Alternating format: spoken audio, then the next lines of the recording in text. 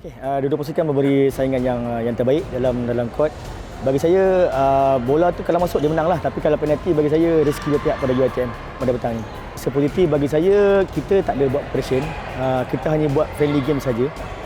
Mungkin next year kita akan prepare pada awal lah, sebab kenangan kita kebanyakan semua staff pada MBB sendiri.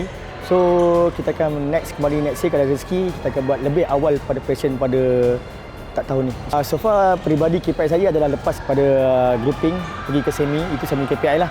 So bila semi kena, bagi saya alhamdulillah itu KPI saya lah. Tapi kalau pergi ke final tu bonus lah. Tapi bagi saya KPI saya untuk ke semi tu adalah kita punya peningkatan lah. Okey. Apa yang untuk game hari ni, bagi saya pemain sangat bekerja keras, okey.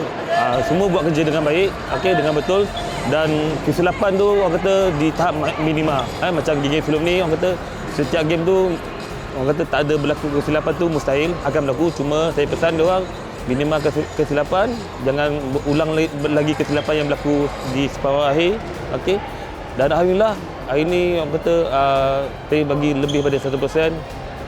Dengan kekurangan kesilapan kita berjaya mengikat alasannya mengikat kedudukan, dan itulah rezeki di sepak community. Dari segi moral tu memanglah bagi saya game ni sangat penting untuk penanganan diorang supaya diorang dah kecewa kalah separuh akhir. So untuk moral diorang, semangat diorang naik balik kan, saya cakap masing-masing kena buat sejarah. Inilah masa diorang untuk buat sejarah seperti apa yang berlaku masa semi-final. Kau kena menang untuk naikkan semangat korang balik untuk peringkat seterusnya. Maksudnya ada pemain yang dah dipanggil percubaan untuk national team. So ini untuk moral korang bermain, dan itulah yang pentingnya adalah pasukan kami ni pasukan IPT. Okey.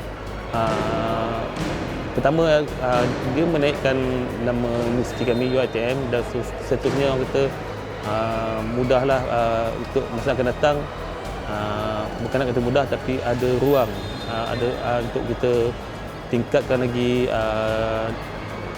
masa dan untuk latihan, maksudnya untuk persiapan pasukan. Secara peribadi saya sebagai coach, sebenarnya pada awalnya saya target untuk melepasi separuh akhir, okey. Dan bila menang tempat ketiga ni, bonus lah kepada kami semua.